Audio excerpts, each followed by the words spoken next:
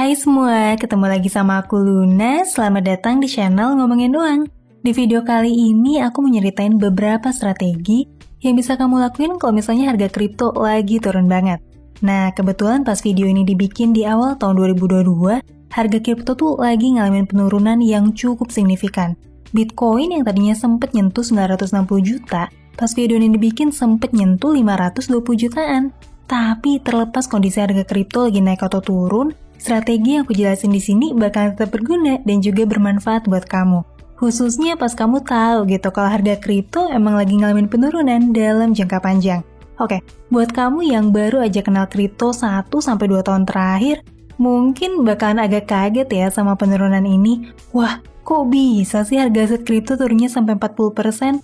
Terus gimana dong kalau harga kripto turun terus? Nanti semua yang invest di kripto jadi rugi dong. Jadi gini, kalau dibandingin sama aset lain kayak saham, reksadana, atau emas, harga aset kripto kayak Bitcoin, Ethereum, dan lain-lain emang terkenal jauh lebih fluktuatif. Fluktuatif artinya penurunannya bisa tajam banget, tapi ya kenaikannya juga bisa tinggi banget. Buat mereka yang udah kenal kripto lebih dari 3-4 tahun, harusnya sih udah nggak terlalu kaget ya sama penurunan harga yang lumayan tajam. Karena memang penurunan sampai 40% ini bukan yang pertama kali terjadi, malahan sebelumnya penurunannya jauh lebih parah. Tapi tentu aja setelah fase penurunan, harga kripto selalu bangkit jauh lebih tinggi dari penurunannya, bisa sampai ratusan bahkan ribuan persen. Kita coba lihat contoh nih penurunan harga kripto tahun 2018 sampai 2019. Mungkin di antara kamu masih ada yang inget ya, gimana sih hebohnya Bitcoin di tahun 2017? Tahun 2017 itu emang istimewa banget buat dunia kripto. Soalnya buat pertama kalinya, harga Bitcoin tembus sampai ratusan juta rupiah dan jadi bahan obrolan di mana-mana. Sampai masuk berita dan juga ngundang banyak komentar dari berbagai pihak. Bayangin aja nih, harga Bitcoin yang tadinya tuh cuma 10 jutaan aja di bulan Januari, cuma dalam waktu setahun doang, melesat tinggi sampai nyentuh 260 juta rupiah di bulan Desember 2017. Kenaikan harga sebesar 2.500% di tahun 2017 itu, ya akhirnya bikin banyak orang penasaran gitu ya, dan mulai nyoba buat beli Bitcoin. Mungkin kamu yang nonton video ini ada juga nih yang kenal Bitcoin di tahun 2017. Terus, apa sih yang terjadi setelahnya? Menjelang awal tahun 2018 sampai awal tahun 2020, harga Bitcoin merosot tajam sampai pernah nyentuh harga 50 jutaan, turun sekitar 80% dari harga tertingginya. Penurunan harga yang berlangsung selama 2 tahun itu bikin banyak banget orang kapok sama Bitcoin dan juga kripto. Bayangin aja nih, harga Ethereum yang di tahun 2017 pernah nyentuh 20 jutaan, turun sampai 1 jutaan doang per Ether. Akhirnya kebanyakan pada nyerah aja gitu dan kapok nggak mau nyentuh kripto lagi. Sampai akhirnya di tahun 2020 sampai 2021, harga kripto bisa bangkit lagi, di mana Bitcoin sempat nyentuh harga 960 juta, dan Ethereum sempat nyentuh harga 70 jutaan. Sekarang mungkin kamu kepikiran gitu, apa harga kripto bisa turun drastis lagi selama bertahun-tahun kayak di tahun 2018 sampai awal 2020? Terus kalau nanti harga kripto jatuh lagi nih kayak tahun 2018, kita harus ngapain dong? Apa kita harus tahan dan sabar aja nunggu 2-3 tahun sampai harganya naik lagi? Atau ada strategi lain yang bisa kita lakuin di fase bearish atau fase harga kripto lagi ngalamin penurunan selama beberapa tahun? Nah, di video kali ini aku mau jelasin 2 poin, khususnya buat kamu yang baru kenal kripto 1-2 tahun terakhir di masa pandemi. Poin yang pertama, apa harga kripto beneran bisa turun sampai bertahun-tahun? Poin yang kedua, kalau misalnya nih harga kripto turun selama bertahun-tahun, apa sih yang bisa kita lakuin? Oke, kita langsung bahas aja yuk poin yang pertama. Mungkin gak sih harga kripto bisa turun lagi selama bertahun-tahun? Jawabannya menurutku mungkin banget. Kenapa gitu? Sederhana aja. Karena penurunan harga yang terjadi selama beberapa tahun atau periode bearish itu adalah salah satu pola yang udah beberapa kali terjadi di pasar kripto selama 13 tahun terakhir. Selain contoh tahun 2018 sampai awal 2020 yang sebelumnya aku bahas nih, pasar kripto juga udah pernah ngalamin pola yang mirip berkali-kali. Misalnya di tahun 2011, harga Bitcoin dari Rp300.000 sempat turun jadi Rp30.000 doang. Itu tuh turun sampai 90%, dan periode itu terjadi selama 2 tahunan sampai Februari 2013. Contoh lain itu di akhir tahun 2013. Bitcoin sempat nyentuh level 15 juta rupiah buat pertama kalinya. Di awal 2014, harganya tuh merosot dan masuk bearish period yang lama banget sampai 4 tahun. baru bisa bangkit lagi di awal tahun 2017. Dari pola harga selama 10 tahun terakhir, kita bisa lihat gitu ya kalau kripto emang punya pola yang terus berulang. Dan bukan gak mungkin kalau pola ini bakal terulang lagi di masa depan. Mungkin bukan hari ini, bukan bulan depan, atau bahkan bukan tahun ini, tapi cepat atau lambat, pola yang sama tuh kemungkinan besar bakalan terjadi lagi. Sekarang yang penting, gimana sih cara kita nyiapin strategi kalau nanti pasar kripto ngalamin bearish period atau winter period sampai beberapa tahun? Secara umum ada 3 alternatif strategi yang bisa kamu lakuin selama bearish period, di mana pilihan strategi ini sebaiknya tuh dicocokin aja sama kesibukan dan juga gaya main kamu di kripto. Kamu bisa pilih salah satu dari 3 strategi, atau kamu juga bisa nih kombinasiin ketiganya sesuai sama proporsi budget masing-masing. Strategi yang pertama adalah nyimpen aset kripto kamu di tempat yang paling aman. Strategi ini cocok buat para investor yang punya kesabaran buat nunggu harga kripto naik lagi di beberapa tahun ke depan. Nanti aku jelasin lebih detail ya tempat apa aja sih yang bisa dibilang aman buat nyimpen kripto kamu. Strategi yang kedua adalah ngelakuin trading 2 arah, yaitu long dan short. Di mana kamu tuh punya kesempatan buat dapetin keuntungan pas harga aset kripto lagi turun. Dengan mekanisme trading 2 arah, makin turun harga kripto, makin besar keuntungan kamu. Wah, caranya gimana tuh trading 2 arah? Kok bisa sih harga kripto turun tapi kita malah bisa untung? Nanti aku jelasin lebih detail ya, aku mau sebutin dulu strategi yang ketiga.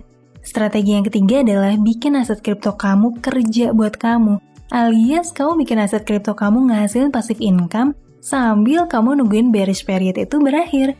Strategi ini cocok buat kamu yang gak suka trading, tapi pengen bener-bener maksimalin passive income dari kripto yang kamu punya. Sekarang aku mau jelasin nih strategi-strategi tadi dengan lebih detail. Kita mulai dulu dari strategi pertama, yaitu simpen atau hold aset kripto kamu dan lupain sampai nanti marketnya naik lagi. Yap, kedengarannya sih strategi ini emang simple banget. Tapi strategi ini bisa dibilang powerful banget. Kenapa strategi ini powerful? Yang pertama, dengan strategi simpen dan lupain, kamu tuh bisa jadi terhindar dari beban mental dan juga psikologis selama bearish market yang bisa jadi bikin mood kamu naik turun gara-gara ngeliatin jatuh bangunnya harga kripto selama beberapa tahun. Buat kamu yang tipe investor, tipe orang yang lebih sabar, dan gak terlalu suka ngeliatin fluktuasi market yang agresif, strategi simpanan lupain ini jangan dianggap remeh ya, karena udah banyak nih riset yang ngebuktiin kalau misalnya kenaikan aset mereka yang pakai strategi ini justru bisa jauh melampaui mereka yang aktif trading tiap hari. Nah, sekarang di mana sih kita bisa nyimpen aset kripto yang aman sampai bertahun-tahun? Ada beberapa alternatif, tapi aku mau sebutin dulu nih tempat yang aku pikir kurang ideal atau kurang aman. Yang pertama yang kurang aman itu adalah di instrumen DeFi yang identitas developernya nggak jelas. Yang kedua adalah exchange global yang volume perdagangannya rendah atau belum terlalu dikenal. Seenggaknya exchange di luar top 10 exchange di CoinMarketCap itu kurang recommended buat jadi tempat nyimpen kripto dalam jangka panjang. Oke, sekarang di mana sih tempat nyimpen kripto yang relatif aman? Sebetulnya ada beberapa alternatif ya. Yang paling idealis adalah nyimpen di wallet kripto secara offline pakai hard wallet atau cold wallet. 2 brand yang paling terkenal dan terpercaya itu adalah Trezor dan juga Ledger. Tapi ya harganya lumayan mahal karena dikirim dari luar negeri. Kira-kira kamu perlu bayar 2-3 jutaan buat 1 unit hard wallet ini. Alternatif lain yang lebih ekonomis adalah simpen di exchange lokal Indonesia yang udah legal, punya izin resmi, terdaftar di Bapepti, dan juga diawasin sama Kominfo kayak exchange toko kripto. Aku saranin sih buat nyimpen jangka panjang, jangan di exchange luar ya yang gak terjangkau hukum di Indonesia. Soalnya kalau misalnya ada apa-apa nih, kita tuh jadi gak punya jangkauan hukum buat bisa nuntut exchange luar tersebut. Sementara exchange lokal, seenggaknya kita punya badan hukum yang bisa dijangkau sama kita sebagai masyarakat Indonesia. Strategi kedua buat ngadepin masa bearish adalah dengan cara ngelakuin trading 2 arah, di mana kamu tuh punya kesempatan buat dapetin untung, bahkan ketika harga aset kripto lagi turun. Strategi ini cocok buat kamu yang emang lebih suka aktif trading, bukan tipe yang pasif dan juga sabar nunggu market bergerak naik lagi. Nah, buat kamu yang baru belajar trading, umumnya mekanisme trading di Indonesia tuh adalah trading satu arah, di mana kamu cuma bisa untung kalau misalnya harga asetnya naik. Kamu beli di harga murah, terus jual deh di harga yang lebih mahal. Tapi kalau misalnya di luar negeri, para trader itu bisa ngelakuin trading 2 arah, di mana kamu bisa beli sebuah kontrak berjangka yang bisa dicairin jadi profit pas harga asetnya lagi turun. Tapi sebaliknya nih, kamu bakalan rugi kalau misalnya harga asetnya naik. Mekanisme ini sering disebut short selling. Mekanismenya udah pernah kamu bahas ya di video yang ini. Masalahnya, strategi ini emang gak umum dilakuin trader Indonesia. Soalnya mekanisme short selling belum diizinin di pasar komoditas Indonesia. Tapi ada satu nih mekanisme trading yang konsepnya mirip banget kayak short sell dan bisa dilakuin di Indonesia. Mekanisme ini tersedia di toko kripto, yaitu dengan cara beli token yang isinya kontrak berjangka dari pasar kripto di Binance. Nama tokennya adalah BTC Down, ETH Down, dan lain-lain. Buat kamu pengguna toko kripto, mungkin suka nih ngeliat opsi token BTC Down dan ETH Down di menu trading, tapi belum tahu cara pakainya ya. Aku jelasin dikit ya. Token itu bisa jadi alternatif buat ngelakuin trading dua arah. Jadi kamu bisa tetap profit walaupun harga aset kripto lagi turun, atau ngalamin bearish period selama bertahun-tahun. Nih, kamu bisa lihat di toko kripto ada BTC Down, ETH Down, ada Down, dan lain-lain. Cara kerjanya gini, misalnya kamu beli BTC Down, sesuai namanya, Down. Artinya kamu bakalan nerima profit kalau harga BTC itu down alias turun. Kok bisa gitu sih? Hitungannya emang gimana? Jadi gini, token BTC Down tuh bakalan selalu ngikutin pergerakan harga Bitcoin, tapi secara terbalik. Misalnya harga Bitcoin itu lagi naik, berarti harga token BTC Down bakalan bergerak ke arah sebaliknya, alias turun. Dan kalau misalnya harga Bitcoinnya lagi turun, kamu yang punya token BTC Down malah bisa dapetin cuan.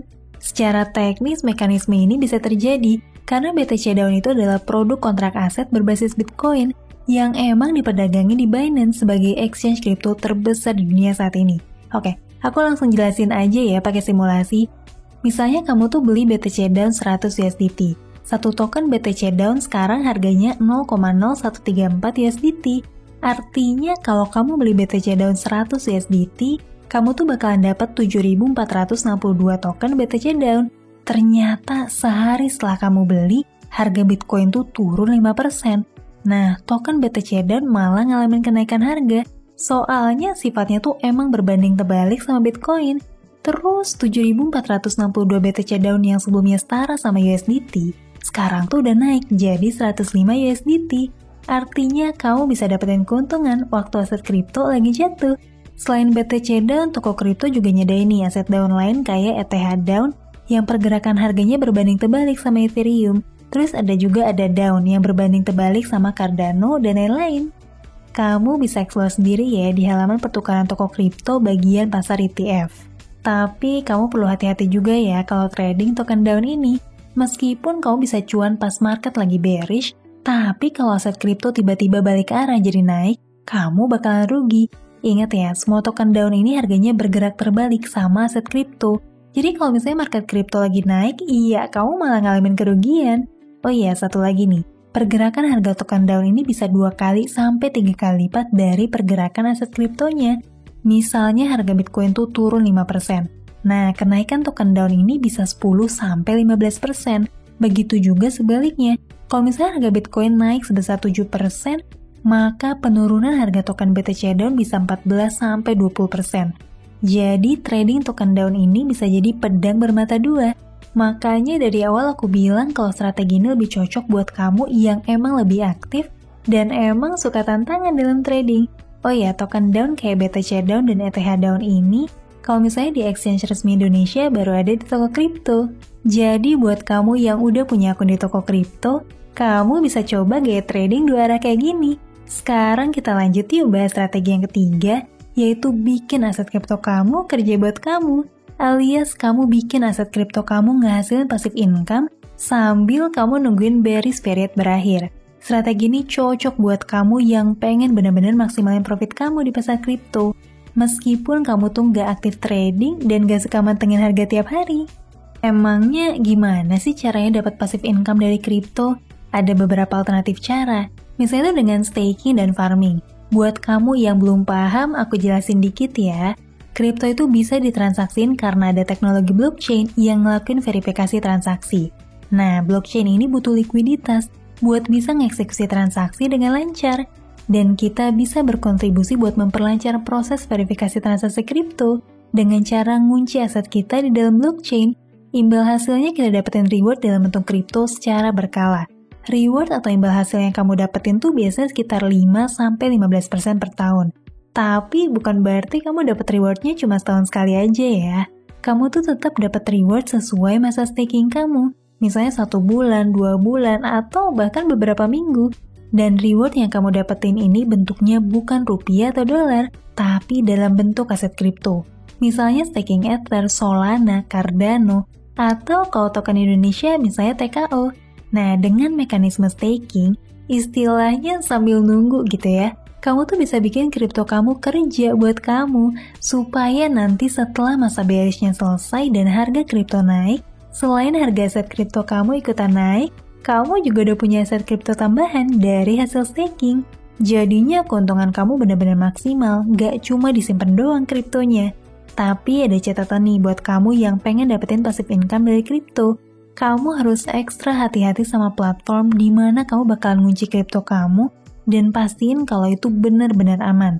Selain itu, buat ngelakuin staking dan farming kripto, kamu juga harus udah ngerti tentang gimana sih ngoperasin wallet kripto pribadi dan gimana berinteraksi sama protokol DeFi. Jadi emang strategi ketiga ini lebih cocok buat kamu yang suka ngulik.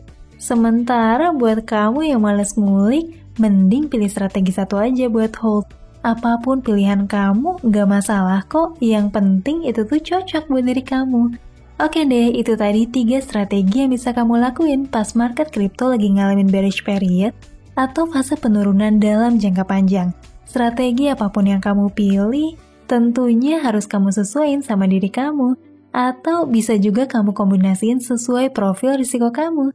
Semoga bermanfaat ya. Sampai ketemu lagi di video selanjutnya. Tetap di channel Ngomongin Uang. Karena ngomongin uang, gak ada habisnya.